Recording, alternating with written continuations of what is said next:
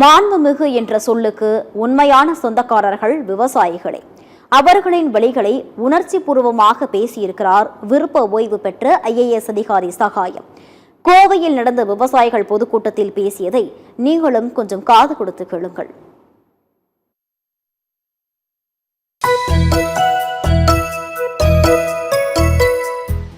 இந்த நாட்டில் மாண்புமிகு என்று யாருக்கு போடுகிறார்கள்? அமைச்சர் பெருமக்களுக்கு மாண்புமிகு அமைச்சர் என்று போடுகிறார்கள். உண்மையிலேயே பொது சொத்துக்களை கொள்ளையடிக்கின்ற, பொது சொத்துக்களை திருடுகின்றவர்களை எல்லாம் மாண்புமிகு என்று சொல்லுகிற அவலமான சமூகத்தில் ஊருக்கே உணவிட்டு மானுடம் உயிர்ப்போடு இருப்பதற்கு காரணமான விவசாயிகள் இருக்கிறானே, அவன்தான் உண்மையிலேயே மாண்புமிகு.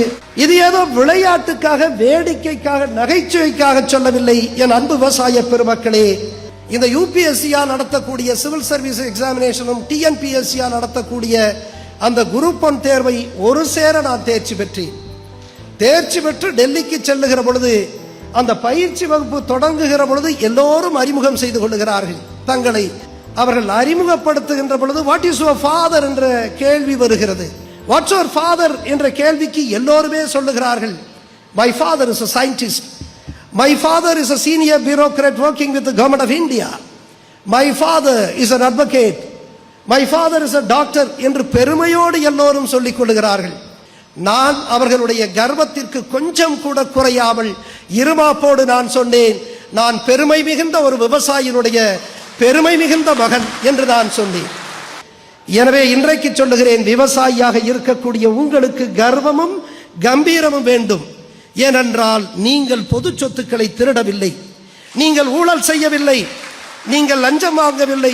என் அன்பு விவசாய பெருமக்களே, எனவேதான் நான் சொல்லுகிறேன், ஊழல் செய்பவன், லஞ்சம் வாங்குபவன், பொது சொத்துக்களை திருடுபவர்களெல்லாம் கம்பீரமாக காட்சி அளிக்கின்ற பொழுது ஊருக்கே உணவிட்டு இந்த உலகத்தை உய்விக்கின்ற உழவர் பெருமக்களுக்கு அந்த கம்பீரத்தினுடைய உச்சத்திற்கே செல்ல வேண்டும் என்பதற்காக நான் அப்படி சொல்லுகிறேன்.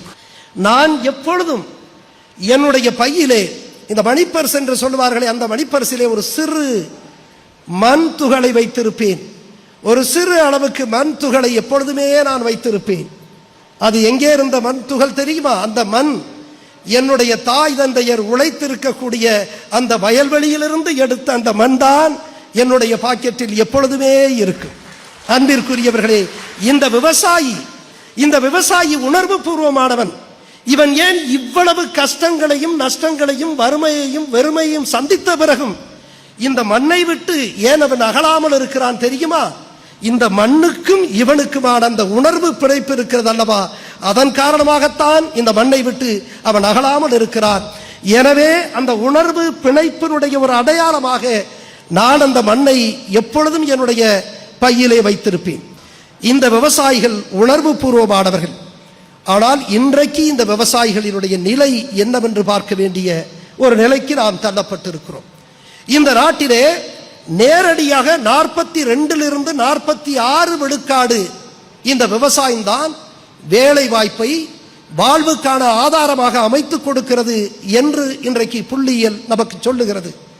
ஏறக்குறைய 60% விழுக்காட்டு மக்கள் நேரடியாக மறைமுகமாக இந்த வேளாண்மையை சார்ந்துதான் இருக்கிறார்கள் என்று நாம் பார்க்க வேண்டி இருக்கிறது.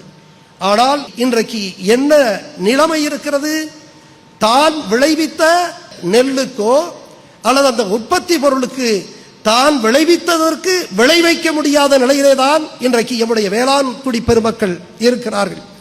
அவர்களுக்கு நியாயமான விலை கிடைக்கவில்லை. அந்த நகர்ப்புறத்து பொருளாதாரத்திற்கும் கிராமப்புறத்து பொருளாதாரத்திற்கும் இடைவெளி ஏராளமாக இருக்கிறது என்பதை புரிந்து கொண்டால் நாம் கிராமத்தினுடைய இந்த வறுமையை நம்மால் அறிந்து கொள்ள முடியும். கிராமங்களில் முன்னேற்றம் இல்லை என்று சொன்னால் இந்த தேசம் ஒரு காலம் வல்லரசாக முடியாது.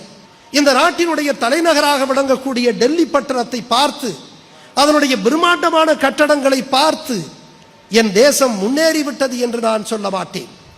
இந்த நாட்டினுடைய வணிக தலைநகரமாக விளங்கக்கூடிய மும்பையை பார்த்து என் தேசம் அந்த மும்பையினுடைய அந்த விரிந்த வீதிகளிலே வண்ணமயமான வசீகரமான வாகனங்கள் செல்லுகின்றன அல்லவா, அவையெல்லாம் பார்த்து என் தேசம் முன்னேறிவிட்டது என்று நான் சொல்ல மாட்டேன்.